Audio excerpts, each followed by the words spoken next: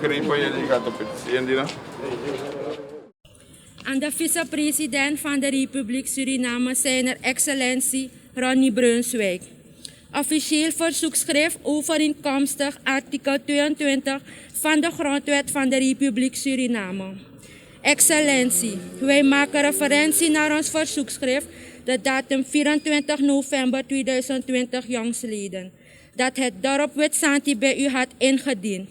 Hierin hadden we aangegeven dat wij vele malen hebben geprotesteerd tegen het feit dat de NV-luchthavenbeheer op slinkse wijze grond toegewezen heeft gekregen binnen het verouderlijk grondgebied van de inheemse volken van deze regio.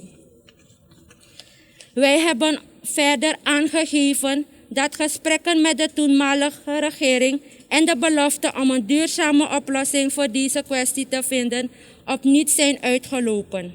Integendeel werden wij in de maand juni 2016 jongstleden geconfronteerd met de wreeddadige arrestatie van het dorpshoofd en een basja van Witsanti door een speciale politie-eenheid. Nadat zij werknemers hadden gesommeerd zich te verwijderen die in opdracht van LHB werkzaamheden uitvoerden op ons grondgebied. Dit heeft geleid tot het barricaderen van de Kennedyweg door de gemeenschap van Witsanti. Wij hebben conform onze internationale erkende mensenrechten geëist dat wij onze voorafgaande weloverwogen op basis van volledige informatie tot stand gekomen toestemming, free prior en informed consent, FPIC, moeten geven voor de dergelijke activiteiten die op ons leven van invloed zijn. Regeringsleiders hebben ons daaropvolgend publiekelijk beledigd. In 2018 is een milieu-effectenstudie gedaan naar de invloeden van de geplande uitbreiding van de internationale luchthaven. We hebben onze constructieve bereidheid getoond om aan dit onderzoek mee te doen. Echter blijkt dat onze principiële bezwaren en voorstellen slechts terloops zijn meegenomen en het door het NIMOS toch goedkeuring aan de uitbreiding is verleend, zonder dat fundamentele maatregelen ter bescherming van onze rechtszekerheid, inspraak in besluitvorming en delen in voordelen zijn vastgelegd. Gesprekken met de NV-luchthavenbeheer, waarvan het meest recente in oktober 2019, waarbij er steeds vele mooie beloften werden gedaan, zijn steeds op niets uitgelopen.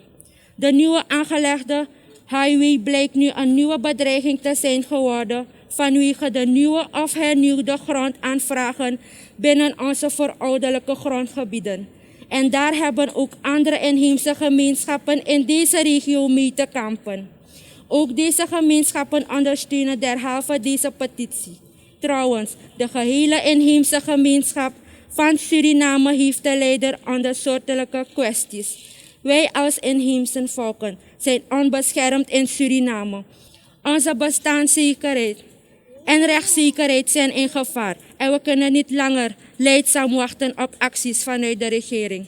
Wij dienen als laatste poging tot constructief overleg deze petitie conform artikel 22 van de Grondwet van de Republiek Suriname bij u in, met het verzoek ten spoedigste de gronduitgifte van de NV-luchthavenbeheer terug te draaien, garanties te geven voor de stopzetting van de enige nieuwe grond- of concessieuitgifte, schriftelijk vastgelegde afspraken over het delen in de voordelen van de internationale luchthaven, werkgelegenheid en bovenal de wettelijke erkenning van onze collectieve rechten, conform de internationale standaarden, zoals vastgelegd in het Kalinga en Lokono-vonnis.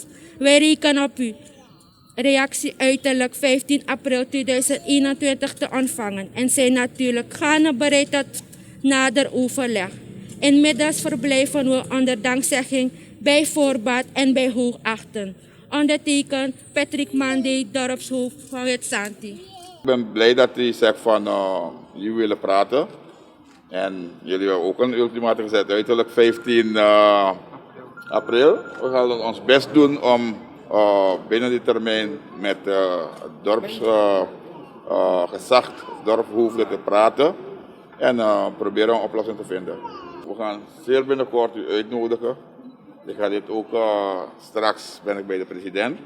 Dan zal ik ook voorleggen aan de president, zodat we een team samen stelt om jullie te ontvangen. Niet alleen de vicepresident, maar dat we een commissie samenstellen, kabinetpresident en vicepresident, zodat we jullie kunnen ontvangen. Ook direct met deskundigen erbij, om te kijken naar die problemen van de octavenbeheer. We zijn opgelucht omdat hij toch zijn mening heeft gegeven, zeg van, dat hij ons wel gaat willen ontvangen voor de ultimatum verstrekt. En dat vinden we op zijn plaats. En hij heeft ook toegegeven dat hij niet alleen, maar zat samen met de betrokkenen instanties, de ministeries en de totale regering, denk ik, dat hij ons wel bereid is te ontvangen. En dat we breedvoerig erover moeten gaan praten om een oplossing te zoeken. Als de overheid zegt van in landsbelang willen ze iets doen, dan moet het in samenspraak zijn met de gemeenschap ter plaatse. En pas wanneer overeenstemming is bereikt, dan pas ga je overgaan. Als we dit zo doorlaten, dan ziet men zeg maar, dat we niet serieus zijn. En men ziet ons als inheemse niet serieus. En het kan serieuzer gaan worden, toch? En we hopen dat het niet zo ver komt.